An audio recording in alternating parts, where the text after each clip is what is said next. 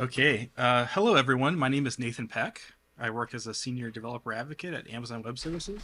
And today I'm here to talk about chaos. So, chaos is a pretty exciting topic. We got some chaotic noise back there too. I love that. So right now we're on a college campus. Obviously, there's a lot of first year software engineering students who learn about concepts of software engineering through something like the Turing machine. And the idea behind the Turing machine is this theoretical machine that has infinite tape on either side and a read write, and it can calculate anything in the world. And it is an effective learning tool because it is chaos free. It always functions properly. It has infinite storage. It never makes mistakes. It never breaks. It's simple enough that you can understand it and understand the theory behind it and the theory of computing. But when you get out of the college environment into the real world of software development and building for the internet, real life ends up looking a little bit more like this. Obviously, I asked ChatGPT to draw a dramatized version of data center chaos. So hopefully, you have never seen a data center as chaotic as this. Um, I certainly haven't, although I've seen close. Seen close. Yeah, I know, right? Now, take this image and let's look at another image which has some of the same energy, perhaps.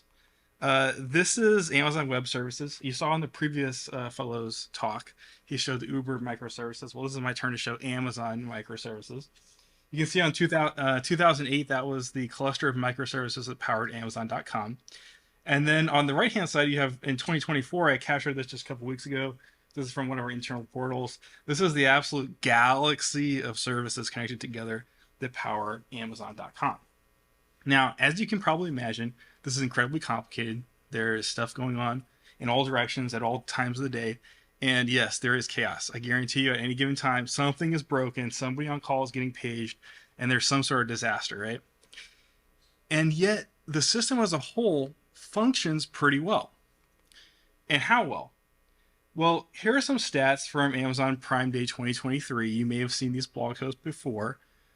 We publish a blog post every year from Prime Day about some of the service stats and things that happen on Amazon Web Services during that day of extra activity. And so you can see Amazon Elastic Block Store, which is essentially virtual hard drives, 163 petabytes of data, 15.3 trillion requests at peak. You see Amazon Civo Queue Service, 86 million messages per second at peak. DynamoDB, 126 million requests per second. And Amazon CloudFront, which is sort of the web CDN in front of everything, 500 million requests per minute at peak and over 1 trillion requests total. So this is an incredible amount of scale that is being served by these systems inside Amazon Web Services in order to power a definitely non-trivial business built out of a lot of microservices. And it managed to stay online during this incredible burst of activity. So how is that possible? Well, it's from constantly fighting chaos. So for this section of the talk, I considered just going with something boring and just calling it like, you can't beat chaos or chaos always wins, right? But I decided instead to pick out a quote from one of my favorite philosophers, Alan Watts. He said something that I think is both optimistic and pessimistic at the same time. It's the ultimate glass half full, half empty. He says chaos is always losing, but it's never defeated. And so this is really what it is when you're building a large system. It isn't ever possible to completely defeat chaos, but if you do things right, chaos is always losing. So how does this work? Well, let's walk through some of the ideas behind chaos as being a spectrum.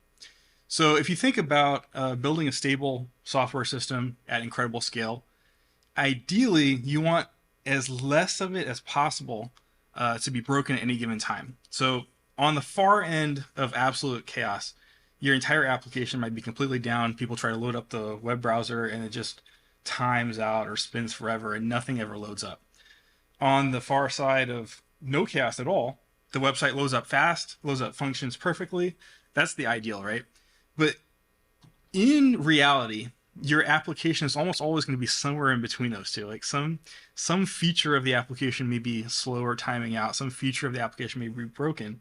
But if you build in a effective manner that can combat chaos, then you reach a point where you spend more time on that right-hand side and closer to that right hand side than to the left hand side.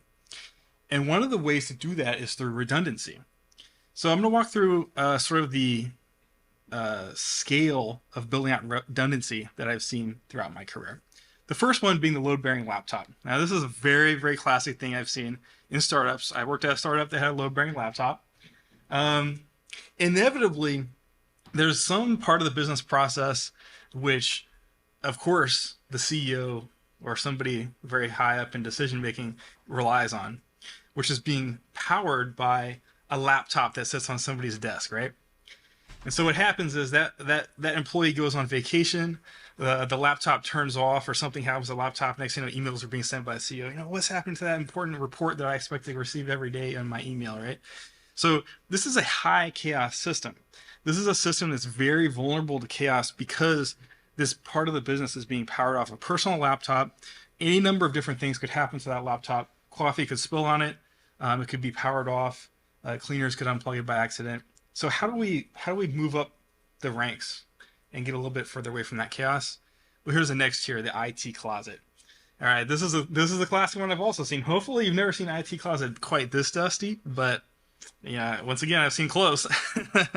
So let's get that application off of a personal laptop. Let's get it onto a server that sits in the closet somewhere, and that server is going to be plugged in to internet and power and running nonstop, right? And this functions pretty well usually, but it depends a lot on how important the business is to you and the value of your data. Because I start to wonder, this server that's sitting in the closet, what happens if the electricity goes out or the internet goes out here at the office? And it's not an uncommon thing for that to happen. And then how often is this thing getting cleaned? You know, what if that dust does build up? The thing starts to overheat, and next thing you know, your website's slow or some business process is failing because of that hardware failure. So as the business grows and becomes more valuable, the data behind the business becomes more valuable, we start to move to another tier, perhaps the co-location facility. So this is a classic one. You know, you have a bunch of server racks in a facility. Usually you'll have cages around them so that way, you know, people can't mess with each other's hardware, some physical security there. But the facility will probably offer redundant power, internet connections. There's a variety of protections that you get from hosting your application on a server out of a co-location facility that you're not going to get running it in the IT closet at your office.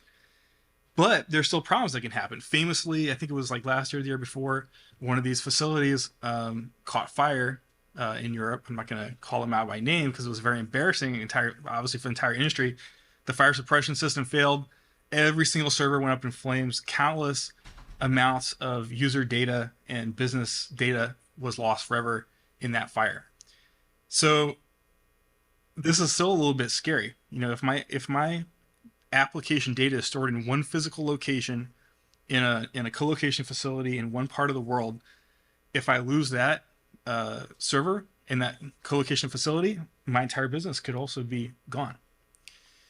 So here we get to Amazon Web Services. Obviously, I work for Amazon Web Services. I'm going to pitch the cloud.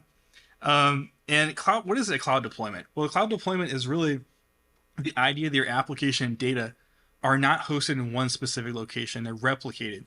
So they're replicated across multiple redundant pieces of hardware in multiple locations. When you see an AWS region, let's say like US East 1, US East 2, US West or whatever, what this is made up of is different availability zones, which are each their own physical buildings with their own redundant power and internet, their own redundant fire suppression systems, and they're separated by distance, in some cases up to 50 miles. We don't want them too far apart, because if they're too far apart, now you have some speed of light latency between these facilities. But we want them far enough apart that you can be fairly confident that a disaster could occur at one of these facilities and not have an impact on the others. So ideally, let's say like a forest fire sweeps through, or God forbid, a nuclear bomb drops in one area and a particular facility is destroyed, you could actually have your data in your application replicated to other facilities, other availability zones within that region, and you can actually survive that chaotic event. So this feels pretty strong. This feels like it's very resilient to chaos, and it is. I think right now there are some people who are pushing back against the cloud because they say the cloud is a little bit expensive. They say, I would like to go back to a co-location facility, or I'd like to go back to the IT closet in my personal uh, office because it'll be a little bit cheaper, right? And it's very interesting because there are proponents and opponents to that idea. There are some people who say the cloud is much cheaper than on-prem, and there are some people who say on-prem is cheaper than the cloud. So how is this possible? How can there be two like conflicting ideas? And what I've come to realize is it comes down to what you are comparing against. It's not an apples apples comparison always. When you are looking at a co-location facility or you're looking at the IT closet in your office, you're talking about a single location which is vulnerable to forms of chaos that could completely eliminate your business and all of its data in one fell swoop. Whereas when you're talking about the cloud, you're talking about a distributed system where your data is actually replicated across an extensive distance.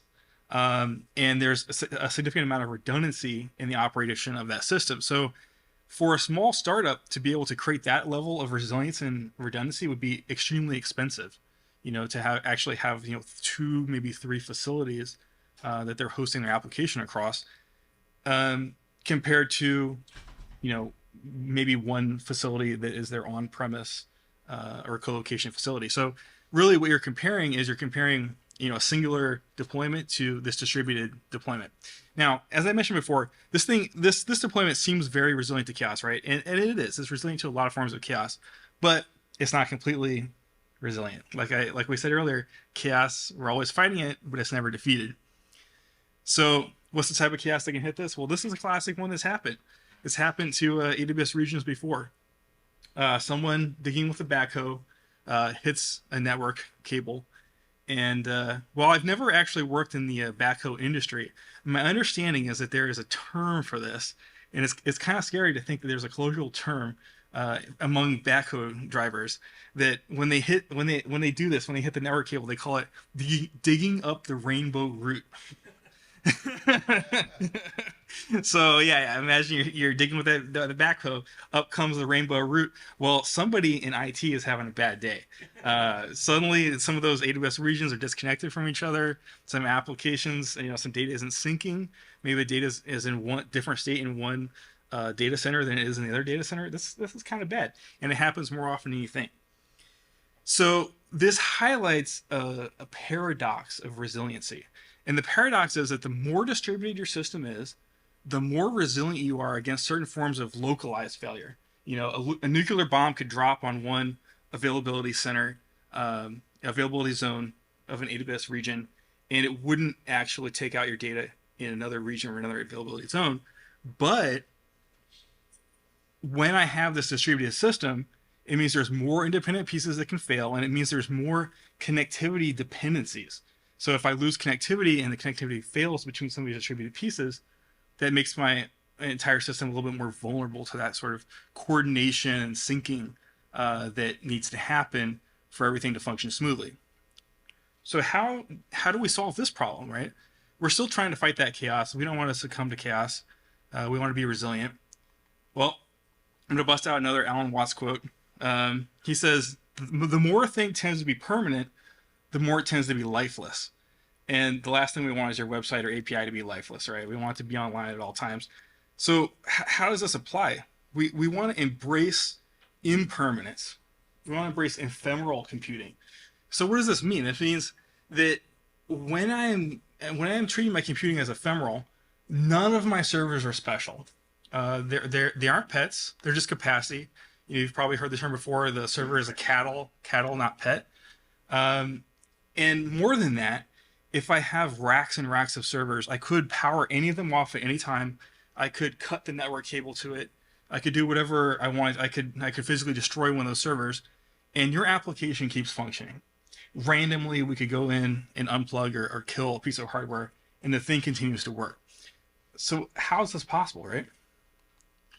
Well, containers are one of the solutions that enable ephemerality.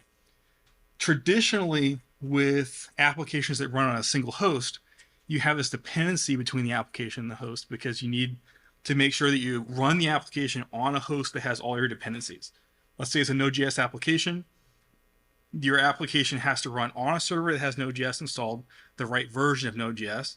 it has to have the npm packages installed. Maybe it relies on certain operating system packages that are on that host. But containers say, let's take all of those dependencies, let's decouple them from the underlying host, and let's package them up into what we call a container image. And the idea behind that container image is that you can use it as a basis to describe a deployment that can be deployed onto any host, and any server can be used as raw compute capacity to run an application container. So here's an example with Amazon Elastic Container Service, which is the team that I worked for. Obviously, Kubernetes is another option as an orchestrator. But at a high level, I create a description of my application, such as I have a container image here. It needs 1 CPU and 2 gigabytes of memory, and I want to launch 4 copies of it as a distributed service. And so the orchestrator is treating all of this hardware as raw capacity that it can place your application onto, and the capacity is done. I can remove any of it anytime. Here's how that works. So here is an example of 3 EC2 instances. These are VMs, which roughly map to the underlying hardware inside of a AWS data center. And you can see that they're running a few different components now. They're running Docker or Containerd, and they're running an orchestration agent, which lives on that host and makes that host something that can be controllable by an external orchestrator. The external orchestrator is going to launch containers on that host. So these containers don't necessarily have to have a one-to-one mapping. This is one of the common mistakes that I see of people adopting containerized technology. They say, well, how do I match my container to the size of my host? Or how do I ensure that my container is using the entire capacity of the host? Well, you don't. The idea is you start from the container and you define what the container needs. In this case, let's say 1 CPU. And if that server has 4 CPU cores and your application only needs 1 CPU, that means you can run 4 copies of the application on that server. It's not a one-to-one, it's a one-to-many ratio there. Now, the orchestrator not only is launching things on these hosts, but it's also watching over the application's containers that it launches to maintain availability. And so different chaotic events can happen. So let's say the code inside your container crashes, has a runtime exception, the entire container ends suddenly and abruptly. The orchestrator is going to notice that that application container disappeared, and it's going to reboot it. And it may reboot it onto the same host, or it may reboot it onto an entirely different host. Now, likewise with the VM, let's say I talked earlier about the idea that I could unplug one of those servers, I could cut the network cable, I could physically destroy the hardware for one of those servers, and my application continues running. Well, how's that possible? The orchestrator is watching, and when it sees that the EC2 instance as a whole is terminated or disappeared, it's going to know what was on that host, and it's going to relaunch replacements onto different hosts inside the AWS data center. So this allows me to survive a hardware failure, an unexpected hardware failure, and the lifecycle of my application is no longer tied to any specific piece of hardware. Now, the existence of the application is not the only part of the story. The other part of the story is my application actually functioning correctly? So an orchestrator has health probes. And the idea behind a health probe is I can investigate or introspect the application to see whether it's behaving as intended. And this is most often useful with something that's like a web or an API service, where I want to know, is my application actually responding with 200 status code, 200 OK status code, or is it responding with a 500 status code that indicates server-side failure? Is it timing out? There are different, or is it just not accepting requests at all? There's a number of different scenarios that can happen with a web-facing workload where I can notice from outside of the machine that this container is not behaving as expected. And if it's not behaving as expected, I can terminate it and launch a replacement on a different host. There's also the capability to run a health check inside of the container. So this is nice because the agent is already running there on the same hardware as your application container. And so we know that it has a connection. It's not going from outside of the host. It's right there inside of the host. And so it can run an arbitrary command that you specify inside of your application container, and that the response from that command will indicate whether or not that container is healthy. So that can also be a health probe. Now, the last part of this story is shifting web traffic. So obviously, I'm describing a pretty dynamic system where application containers could be on any host. They could move to any other host whenever they become unhealthy. how does this work for like a web-facing workload? Well, obviously we need a way to redirect the web traffic. When people hit mycompany.com in the browser, they always want to see my company website, even if the IP addresses and location of the application is changing dynamically behind the scenes. And so the way we accomplish that with an orchestrator is, for example, on AWS, we have the concept of the application load balancer. Application load balancer has a built-in resource called a target group, which is a list of targets that the load balancer will send traffic to. And the orchestrator keeps that list of targets in sync. Even as containers crash, restart, they get stopped, they scale down, they scale up. It's constantly keeping that target group in sync whenever there's a change to the state of the containers or even the location of the containers on a different host or a different server. And it also even goes to the extent of draining traffic safely whenever it's stopping a container. So we know that a container is about to be stopped, perhaps because of part of a scaling in process.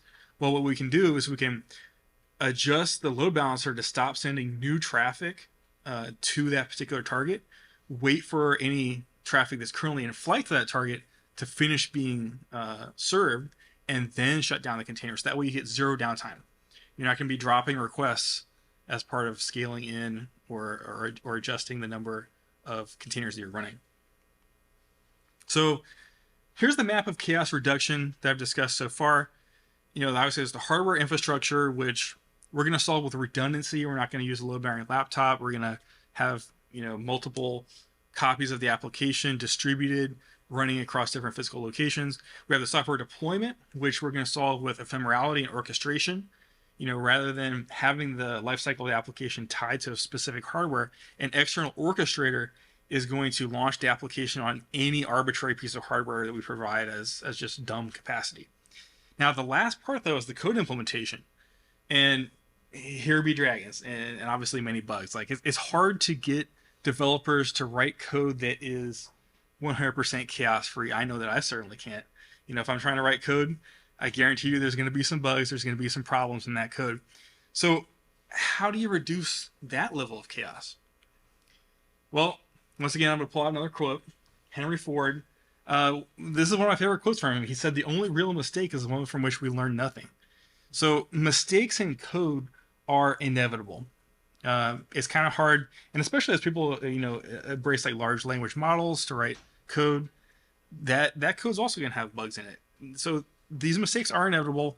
They can't necessarily always be avoided, but we can learn from them. So the idea behind chaos engineering is that it should be a flywheel, right? We start out the system with a steady state, and we form a hypothesis about what might happen in my software system if this particular chaotic event happens, such as a network cable being chopped up by a backhoe. Then we run an experiment. The running of the experiment triggers or simulates this particular condition. We verify what the behavior of the system is. If necessary, we make an improvement and then run another experiment. But the idea is, as this flywheel turns, each time it turns, the software system as a whole gets more resilient. You get better error handling. The most common form of failure that people have is that when they're building a distributed system, they assume that the network connection between two components is always going to be up, and they don't do a proper error handling to say what happens if this particular request that I'm making from one microservice to another service times out, or what happens if it fails. Do I need to retry? It's extremely easy to miss. Everybody does it. I've done it. You just fire up a request and you assume that it's gonna work.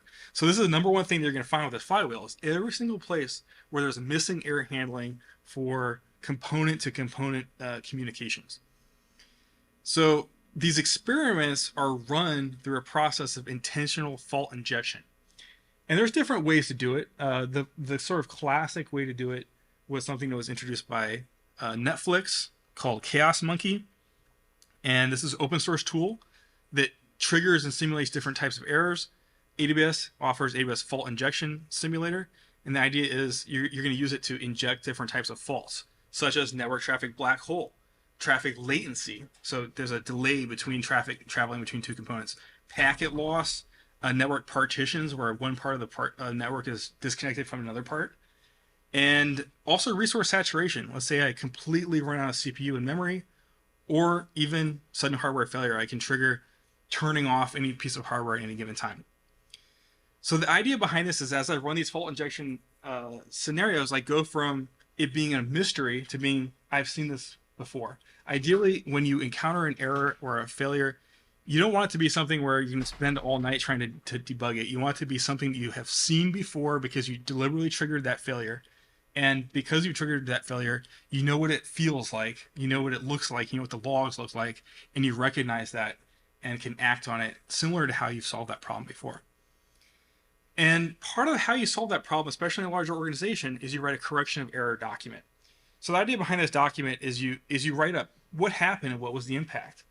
And what were the root causes? Notice I didn't say root cause, I said root causes. Oftentimes there are multiple root causes that contribute to a particular failure. And one way to explore that is to keep asking why. Why did this happen?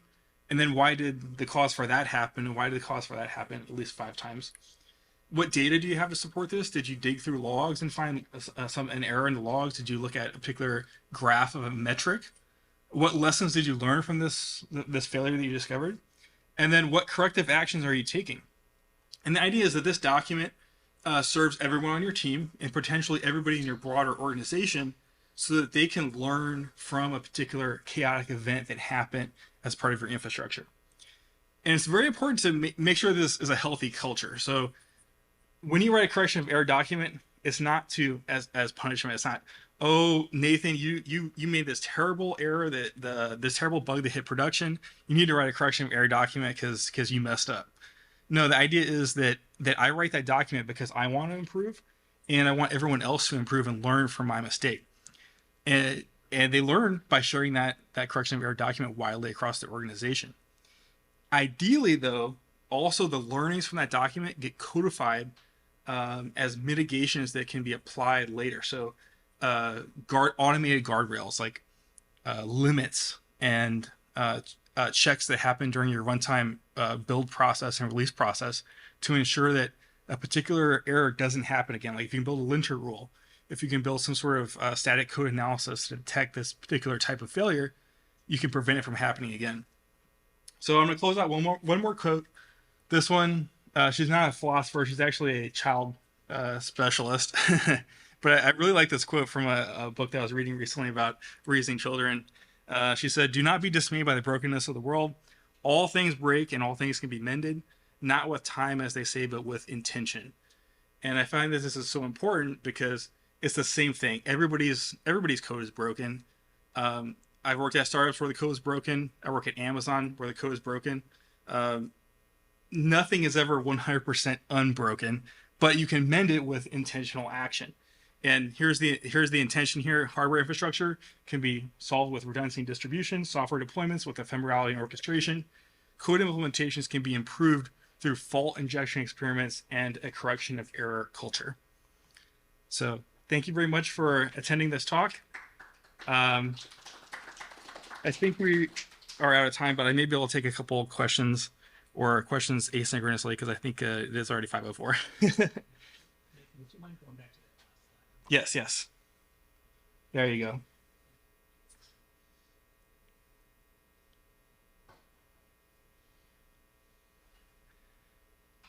And if you want to reach out, I have my Twitter handle and email address are there as well.